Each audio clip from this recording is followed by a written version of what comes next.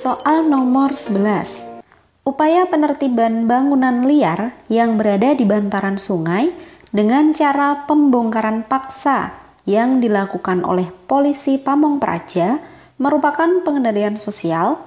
A. Formal dan bersifat kuratif. B. Non-formal dan bersifat represif. C. Formal dan bersifat koersif. D. Non-formal dan bersifat koersif. E. Formal dan bersifat preventif. Cara pengendalian sosialnya dilakukan dengan pembongkaran paksa. Yang pertama itu. Yang kedua yang melakukan adalah polisi Pamong Praja. Itu udah kata kuncinya, pembongkaran paksa dan polisi Pamong Praja.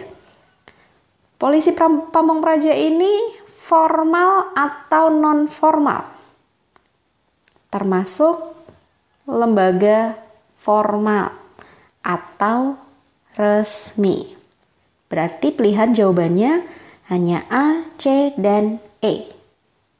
Ini sudah dicoret.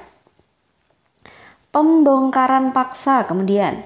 Yang namanya pembongkaran paksa itu berarti dilakukan setelah ada penyimpangan. Berarti bisa termasuk represif. Karena pembongkarannya paksa, berarti bisa termasuk koersif juga. Kira-kira mana jawabannya? Represif atau koersif? Ada nggak pilihannya? Ini preventif berarti tidak tepat. Kuratif itu juga kurang tepat. Berarti jawabannya adalah yang C. Formal dan bersifat koersif. Represif itu dilakukan setelah terjadi penyimpangan untuk memulihkan keadaan. Pembongkaran paksa itu termasuk pengendalian sosial yang represif. Nah, kalau koersif itu dilakukan dengan apa? Paksaan atau bahkan dengan kekerasan. Jadi jawabannya formal dan bersifat koersif. Diingat-ingat ya.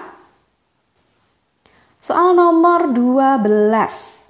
Banyaknya perkelahian antar pelajar dewasa ini menunjukkan kegagalan aparat keamanan. Sebab peningkatan budi pekerti dan perilaku siswa adalah tanggung jawab guru secara mutlak. Kita kaji dari pernyataannya. Banyaknya perkelahian antar pelajar dewasa ini menunjukkan kegagalan aparat keamanan. Apakah ini benar? Ini salah. Kenapa salah? Karena perkelahian atau tawuran antar pelajar itu disebabkan oleh banyak faktor. Jadi bukan kesalahan aparat saja. Jadi tidak bisa dikatakan kalau perkelahian antar pelajar itu merupakan kegagalan aparat. Jadi salah. Kenapa? Karena ada faktor-faktor lain dari pelajarnya sendiri, dari keluarganya, lingkungannya, seperti itu. Oke? Jadi banyak faktor. Alasannya, peningkatan budi pekerti dan perilaku siswa adalah tanggung jawab guru secara mutlak. Di sini kata kuncinya, ini juga salah. Karena ketika ditanya tanggung jawab guru secara mutlak, mutlaknya ini yang salah. Karena siswa tadi sempat kita bahas, dipengaruhi berbagai hal. Ada keluarganya, ada teman bermainnya, ada juga lingkungan rumahnya.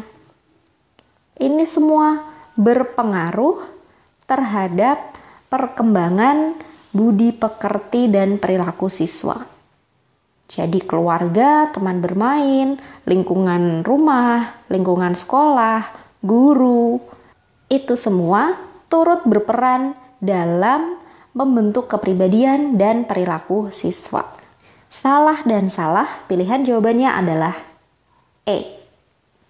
Soal nomor 13. Anggota masyarakat harus berperilaku sesuai dengan nilai dan norma sosial yang mengatur pola hidup dalam masyarakat tersebut. Sebagai contoh, sejak kecil, seorang anak diajarkan untuk selalu minta izin jika akan memakai benda milik orang lain, walaupun termasuk anggota keluarga. Penanaman nilai seperti ini, jika sudah terinternalisasi, akan membuat anak tumbuh menjadi konformis. Bentuk pengendalian sosial preventif tersebut dilakukan untuk A. Menindak perilaku anak yang menyimpang. B. Mengajak anak yang menyimpang menjadi baik. C. Membiarkan anak melakukan tindakan semaunya. D. Menjaga sejak dini agar jangan terjadi penyimpangan. Dan E. Memberi sanksi bila anak melakukan penyimpangan. Di sini yang ditanyakan adalah pengendalian preventif. Ingat-ingat, preventif. Preventif artinya pengendalian sosial yang dilakukan sebelum terjadi perilaku menyimpang. Sebelum terjadi penyimpangan. Tujuannya untuk mencegah supaya tidak terjadi penyimpangan. Itu yang disebut sebagai pengendalian sosial preventif. Oke? Mbak, konformis itu apa? Nah, konformis artinya adalah orang yang taat atau patuh dengan aturan atau norma. Itu disebut sebagai konformis.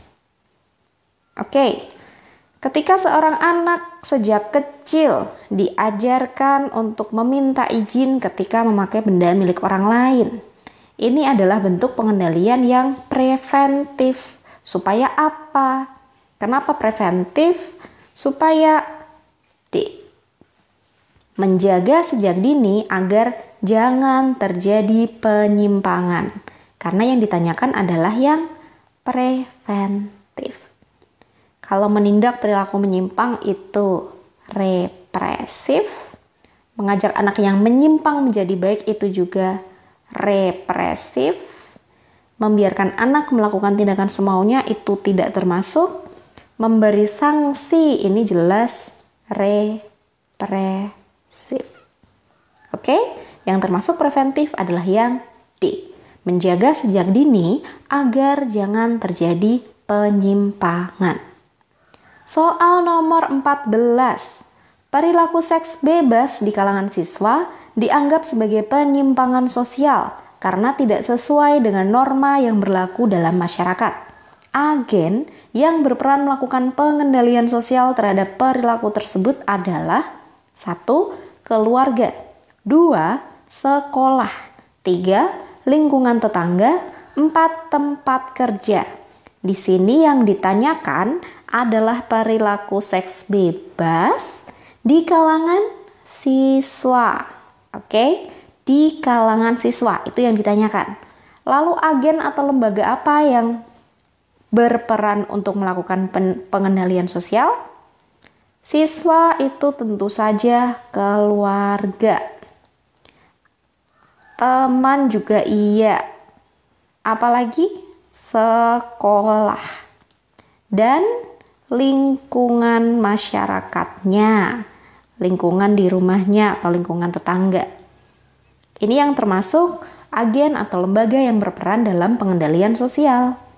Berarti nomor 1 benar, 2 juga benar, 3 juga oke. Tempat kerja ini yang tidak tepat karena tadi yang ditanyakan adalah siswa. Siswa itu belum bekerja. Oke? 1, 2, 3. Pilihan jawabannya adalah A.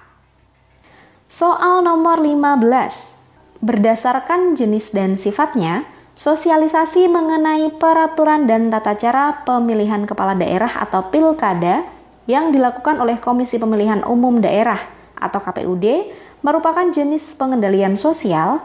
A. Non-formal dan bersifat persuasif. B. formal dan bersifat persuasif. C. Non-formal dan bersifat preventif.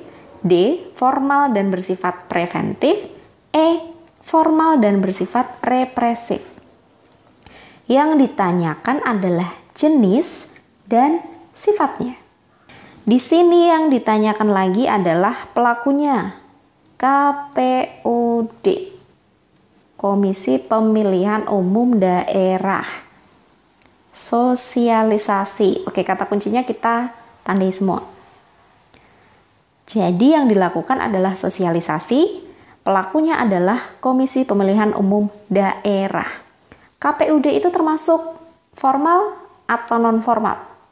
Jenisnya jelas formal. Yang non-formal sudah salah. Oke?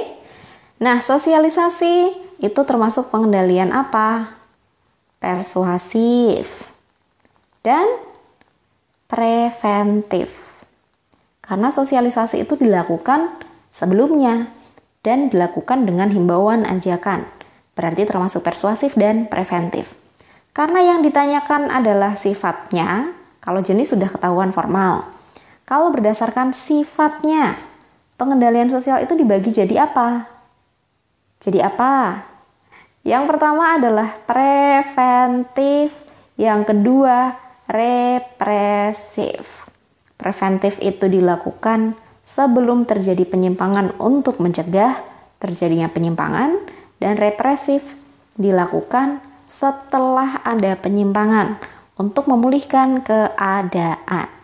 Berarti sudah ketahuan ya, yang ditanyakan tadi adalah jenis dan sifatnya.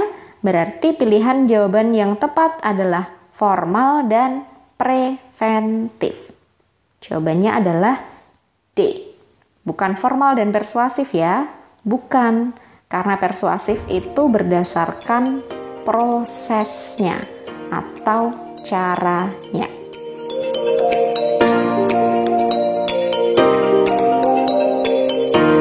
Soal nomor 16. Yang biasanya mempengaruhi sikap permisif lembaga penegak hukum terhadap perilaku menyimpang yang dilakukan seseorang adalah 1. Situasi sosial ketika pelanggaran itu terjadi. 2. Tingkat pelanggaran yang terjadi. 3. Mendasar tidaknya norma atau nilai yang dilanggar. 4. Status sosial dan reputasi dari si pelanggar. Di sini yang ditanyakan adalah sikap permisif. Apa itu? Permisif itu artinya masih memberikan toleransi, masih memaafkan, gampangnya gitu. Jadi ada kasus-kasus di mana lembaga penegak hukum itu punya tingkat toleransi tertentu, punya tingkat sikap permisif tertentu terhadap perilaku menyimpang yang dilakukan oleh seseorang. Nah, hal ini dipengaruhi oleh beberapa hal. Yang pertama adalah situasi ketika perilaku menyimpang itu terjadi.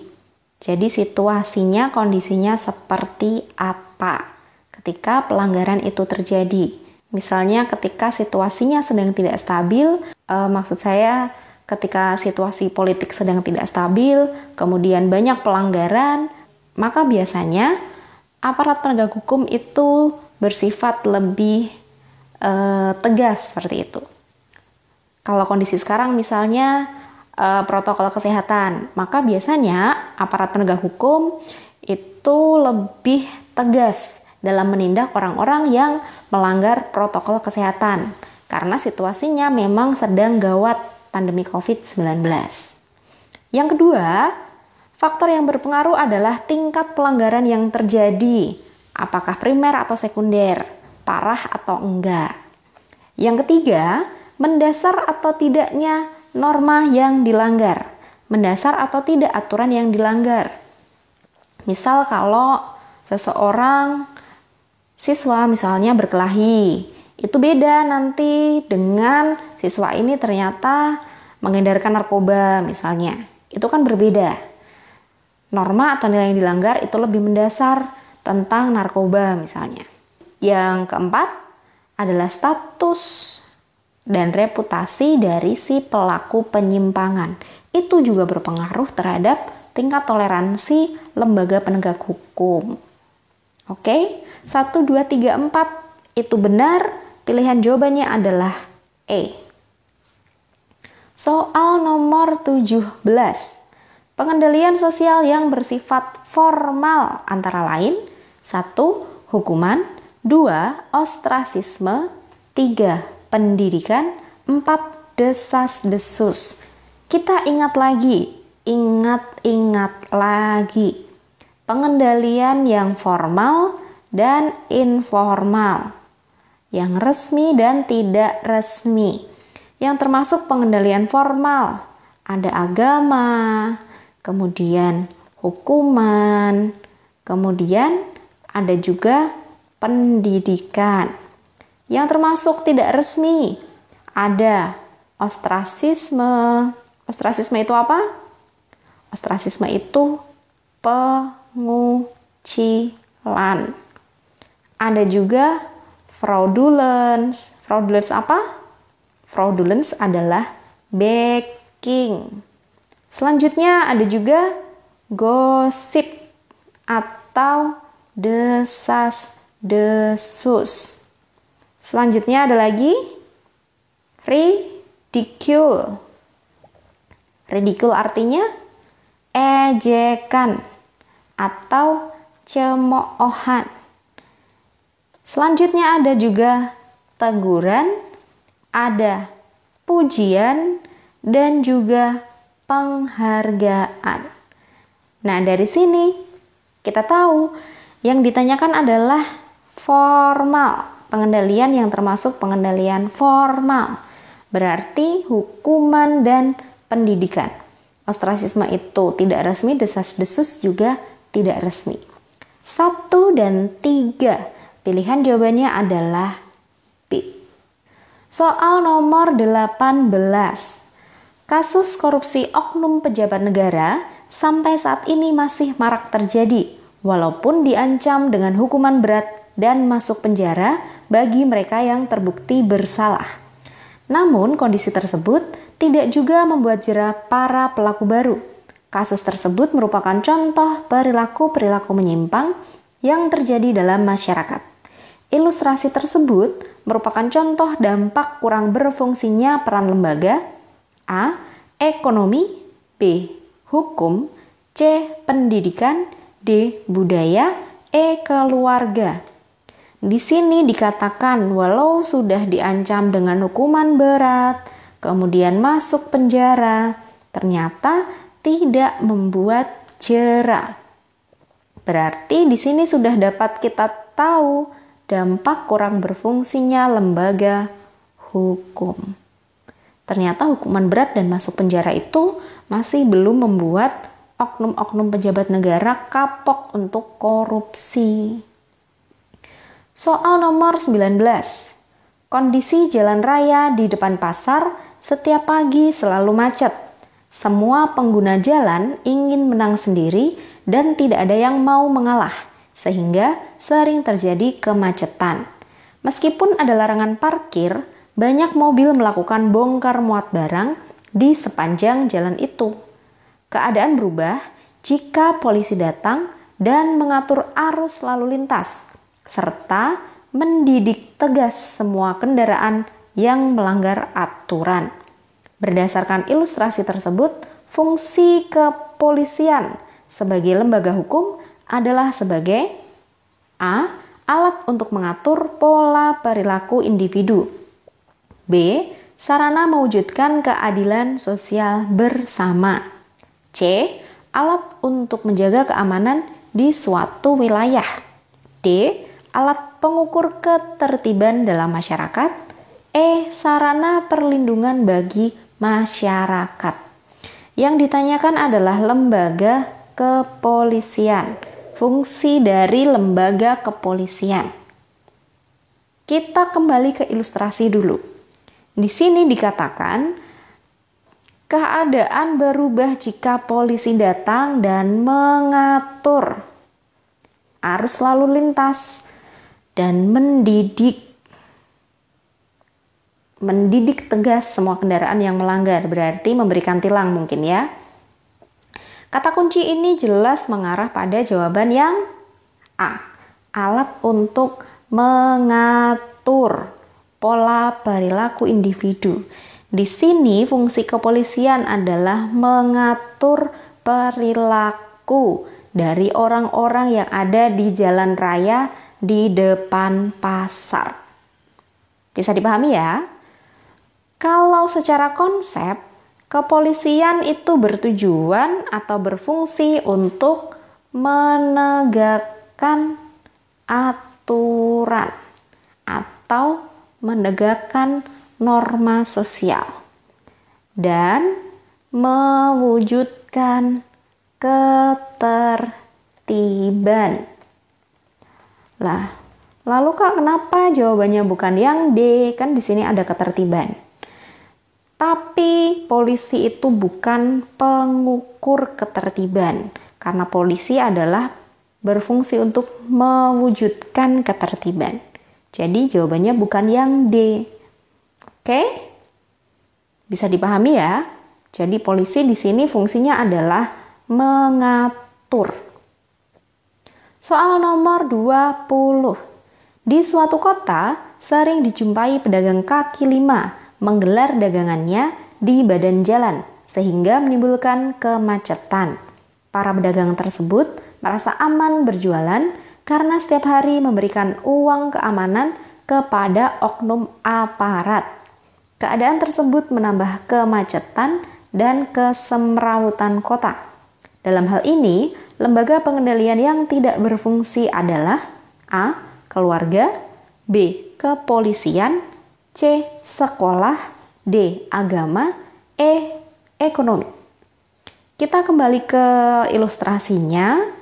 Di sini para pedagang merasa aman karena memberi uang keamanan kepada oknum aparat. Kata kuncinya adalah oknum aparat. Berarti lembaga yang tidak berfungsi adalah B. Kepolisian.